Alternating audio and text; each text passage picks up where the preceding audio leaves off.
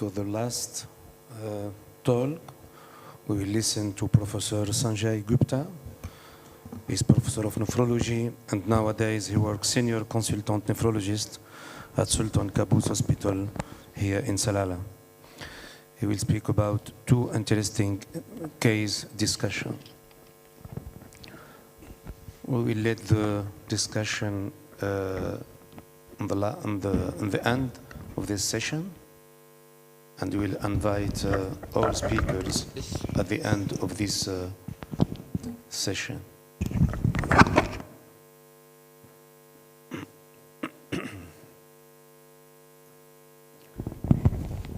Good, thank you. Okay. No, thank you. Assalamu alaikum. Good afternoon, everyone. And I'm thankful for the chairpersons for a nice introduction. I will, with the permission of chairperson, just take 2 minutes for proposed vote of thanks. This is the last lecture when there is a combined meeting. After lunch, there will be a split meeting. Last but not least. Huh? Last but not least. Anyway. Yes, that's true. But I am grateful for the organizing committee to give me an opportunity to speak in this conference. I am also grateful for organizing committee, Dr. Isa and his team, to give me an opportunity to give Salalah the opportunity to organize the conference. And I am very thankful Dr. Isa, Dr. Tariq, Dr. Saja, and especially my friend Dr. Amar. He has been working too much, and I have felt that he was just running from here to there. And so yesterday I asked him, "Dear, why are you doing so much work?" So he told me, "It is a gift to me." So I will say, it was really a marvelous gift he has given me. It is a wonderful conference he has organized. And I am really blessed to be in this country amongst the wonderful people. Wonderful people, and I'm thankful for the king. Wonderful, I must say it. Okay, now I will start my talk. This is two interesting cases. Basically, it is how to approach a case. And there are some red flags in the cases, and those red flags should be identified and acted upon. So what we should not miss, that's it. It is more for the younger colleagues, and so let's see it. No, from? Oh, yes. No, this is back. No, go on. Yes, go on. One, this is back. Yes, middle one. Okay. Okay, so the case one, this is actually a 38-year-old female who was well 1 month back and was found to have a hypertension, and then she presented with some dizziness and some tiredness for last 1 month. She was totally asymptomatic. There was no hypertension. There is no hypertension prior to this. There was no diabetes, no diarrhea, other systems were all okay. She was started on a medication. She was already on medication, amlodipine 10 milligram, because of the hypertension diagnosed a month prior. When she presented, she had a blood pressure of 160/98, slightly hypertensive, mild edema, normal BMI, and her systems were all negative, no contribution. So investigation was done, and when we see the investigation, we found she is mildly anemic, the counts were okay, platelets were a little bit low, and urea creatinine were elevated. Obviously, this is the reason she came to the nephrologist. The baseline creatinine was 65. So this was most likely AKI, but the baseline creatinine was done 2 years before. Sodium potassium is okay. Most of the biochemistry is normal. Ultrasound is also normal. The urine is showing 1+ protein, WBC is around 20, and RBCs are around 40 per high power field. So basically it means that we are if you see a young lady with present to us with hypertension, some anemia, some active sediment, some azotemia, so a proliferative glomerulonephritis. So this is a cartoon which I tend to use for the going for workup. So on extreme right is the acute presentation. Extreme left is the slow presentation, insidious presentation. And on as we go on the y-axis top, there is a nephrotic presentation, and on lower down it is nephrotic presentation. So our patient has a acute presentation 1 month and a nephrotic presentation. So topmost right corner of the thing is with us. Okay. So basically we may be dealing with something like anti-GBM disease or thrombotic microangiopathy or ANCA-associated vasculitis or lupus nephritis or infections-related glomerulonephritis. So workup was done accordingly. So when we see investigations, we found that most of the immunological tests were normal, C3, C4, ASO, ANCA, anti-GBM, everything was negative, but we have evidence of hemolysis. So the patient was having LDH was high, heptoglobulin was low, and peripheral smear shows cystocytes. So the DCT was negative, coagulation parameters were normal, and stool culture was also done, which was no organisms. So obviously then we are dealing with this picture, we were dealing with a thrombotic microangiopathy. Okay, thrombotic micro. So the two commonest causes, or maybe two causes of thrombotic microangiopathy are thrombotic thrombocytopenic purpura and hemolytic uremic syndrome. So how to go about it? How to diagnose hemolytic uremic syndrome basically? So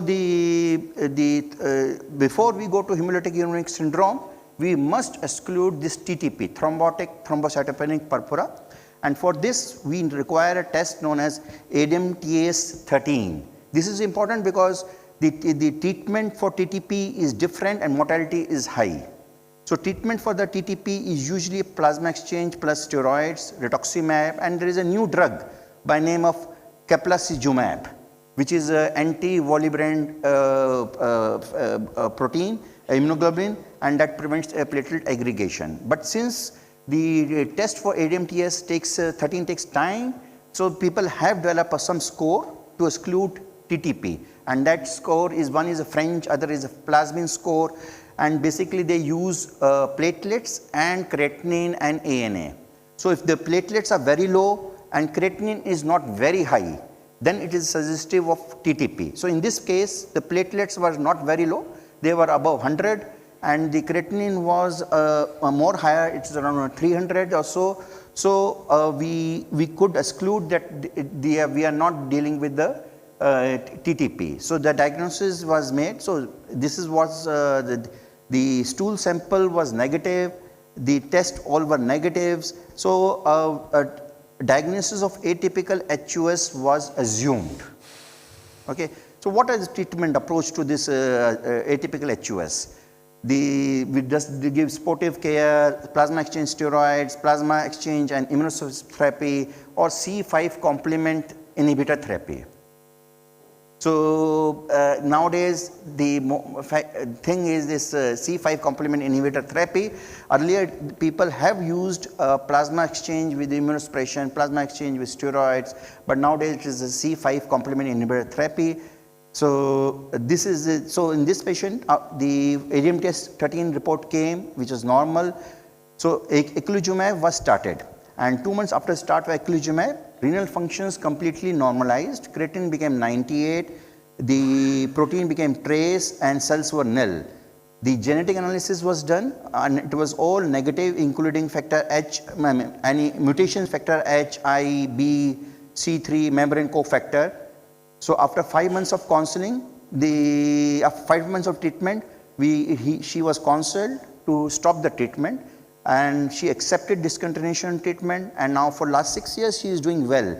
Atypical HUS has not relapsed. Okay, so this is I think this I will be very fast on it. This is a rare disease with mainly present with endothelial injury. There is a typical HUS which present with the Shigella toxin associated Shigella toxin in E. coli associated diarrhea. Then there is a secondary atypical HUS which we have all autoimmune diseases including SLE, malignant hypertension, transplantation, pregnancy, and then primary atypical HUS which is related to the dysfunction of the regulatory complements. Okay, and it is the disease penetrance changes with the age. As the age increases, the penetrance of the disease increases. So we can see the disease in a say 50 plus, 60 plus patients of atypical HUS. Even though the regulatory genes are abnormal from childhood.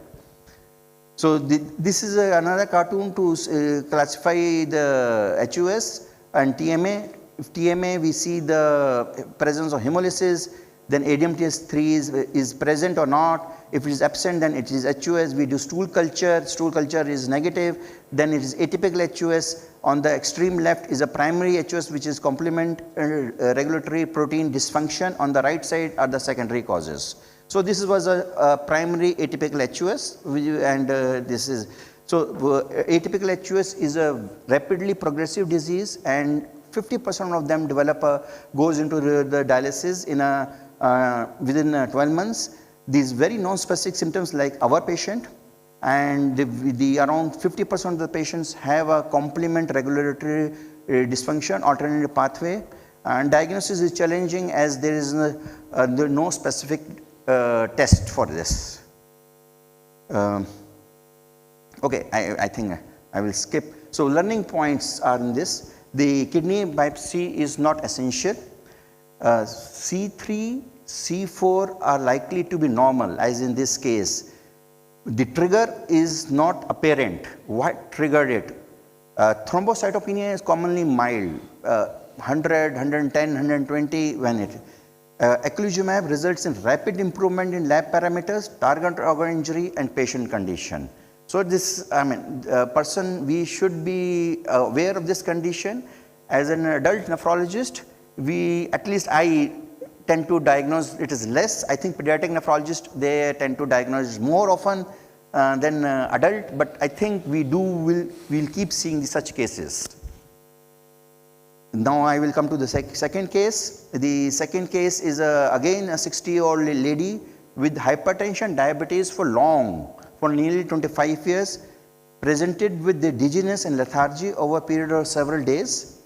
They repeated and now she had a vomiting, unable to eat, drink over last 4 days. So basically a short illness, comorbidity is for long. She reported no chest pain, no breathing discomfort, no bowel disturbance, no hematuria. She has many metabolic, the other conditions like she was obese, osteoarthritis was there, gout was there, hyperlipidemia was there, and she was not investigated for heart disease, diabetic retinopathy or chronic kidney disease. She was postmenopausal single lady. She was on medications. I think you can read calcium, amlodipine, omeprazole, atorvastatin, orlistat, febuxostat, metformin, but she was not using any pain medicines. So investigations were the examination. She was conscious, mild, she was hypotensive. She was taking amlodipine, so this blood pressure was low for her. She was obese, BMI was 43, no edema, no pallor, and systems were normal. The urine output was low, 10 ml per hour, something like that. So she was not anuric, but she was oliguric. So investigations obviously will reveal that. She had a creatinine which was 900 or so, and blood urea was 47, uric acid was elevated, some calcium phosphorus disturbance, CRP was mildly elevated, and urine analysis shows some active sediment, some evidence of infection. The metabolic acidosis was there, ultrasound was normal. Okay, So we were dealing, we will come to now differential diagnosis. So what were the differential diagnosis we were dealing? Surely we are dealing with acute kidney injury. We were dealing with acute kidney injury. It could be pre-renal, acute and chronic kidney injury. She had a persistent vomiting, hypotension that led to the pre-renal angiotemia that we often see. Could it be renal? Yes, it is possible. We may be dealing with the urosepsis, ATN, or secondly, it could be acute intestinal nephritis. She was on many drugs. Maybe she is taking something more than what she has told us. So omeprazole is very well known to cause acute intestinal nephritis, but obviously she was taking for long, so unlikely. Obstruction was ruled out, ultrasound was normal. And lastly, it could be a CKD, diabetic nephropathy related CKD. It could be. And she presented with uremic symptoms, and that's led to hypotension. Okay. So management, we gave fluids, 4 liters of fluids. The potassium did not come down with the fluids, so we started on slow dialysis. The blood pressure improved, but urine output did not improve. Blood and urine cultures were negative, so no sepsis was there. Urine testing revealed no cast and no Benzone protein. Obviously, she was elderly lady, and so there was some suspicion of multiple myeloma or paraproteinemia, so that was also excluded. The immunological test came, which was all negative, all normal. So we were at loss. So most of the things were the intrarenal causes. Vasculitis was ruled out, HIV was ruled out, light chain nephropathy was ruled out. So what are the possibilities? Acute tubular necrosis, because she had an hypotension, and so maybe we were dealing with ATN. So, but there was no muddy brown cast, and then acute intestinal nephritis another, and diabetic CKD. CKD was a possibility, but it's a rapid course. So there was some differential diagnosis. So what was next step? Obviously, you know what next step. It's a kidney biopsy. Okay. So kidney biopsy came, and it shows that actually some sclerosis is there, but most important is there were oxalate crystals. The oxalate crystal was seen in tubules, mesangium, and mild chronic inflammation was there. The interstitial fibrosis. Some immunological deposits were also seen. So it was suggestive of renal oxalosis. This is a H&E stain which shows a translucent crystal in that glomeruli. Yes. Okay. And this is a polarizing microscope. You can see the oxalate crystal in the renal biopsy. So this was basically a renal oxalosis. Now we'll come to how further we proceed. Are we dealing with the primary, secondary, or hyperoxaluria? So 24-hour urine oxalate was done, and it came high. Then plasma oxalate was done. Then it came high. So the gene sequencing were done, and all gene sequences did not detect any of the abnormal genes. So the presence of high oxalate in the blood, absence of any pathogenic genes, we thought of secondary hyperoxaluria. Then what is the cause? So orlistat is the cause of it. The orlistat tend to inhibit the fat lipase and causes fat malabsorption. And she had been taking orlistat only for 4 months. Just before the presentation, she started taking the orlistat. So that led to the fat malabsorption. And in a normal person, the calcium binds with the oxalate. But in a patient with the fat malabsorption, the calcium binds with the free fatty acids, and oxalate is free to be absorbed and lead to the high oxalate levels, lead to the calcium oxalate deposition in the kidneys, leading to renal failure. So obviously treatment is orlistat to be stopped. We continued the dialysis, added pyridoxine, just like that, because maybe she was maybe having underlying pyridoxine deficiency. After 1 year, oxalate level decreased, but she was on dialysis. She continued to be dialysis. She never became dialysis free. Okay, so this is I think I will skip this line. Yes. Yes. So what is the evidence in the literature? There are only case reports are there with orlistat induced acute kidney injury. There is one study which was done in Canada, pre and post. They found out that when they started 953 patients orlistat, out of which only 18 developed. Somewhere 2% of patients on orlistat tend to have oxalosis. So I mean it is significant, and it is the over-the-counter drug, OTC drug. So really an issue with the orlistat, but then probably during history taking it was missed that it has been a new drug. It came as she has been taking this medicine as continuously for many years. Treatment for secondary hyperoxaluria, this is the high fluid intake, dietary modification, high calcium intake, low oxalate diet, giving pyridoxine, urine alkalinization with potassium citrate. Citrate tend to prevent the precipitation of the crystals in the urine, and then there is a new probiotic is available. This is a new bacteria. I mean this is not a new bacteria, this is old bacteria. People they are aware of it recently. This is Oxalobacter formigenes, which tend to degrade oxalate to formate, and that is not toxic. So that is there, Oxalobacter formigenes. So addressing the underlying cause of hyperoxaluria when possible is a fundamental to management. Take home message. This case underscores the importance of reviewing the medication as a potential cause of renal disease. So we must see whenever a patient presents to us, we must see the medications. Hyperoxaluria is one of the cause of unexplained renal failure, and in this case there is the importance of kidney biopsy. Without kidney biopsy we would have missed it. I think thank you very much for the patient hearing. Wonderful.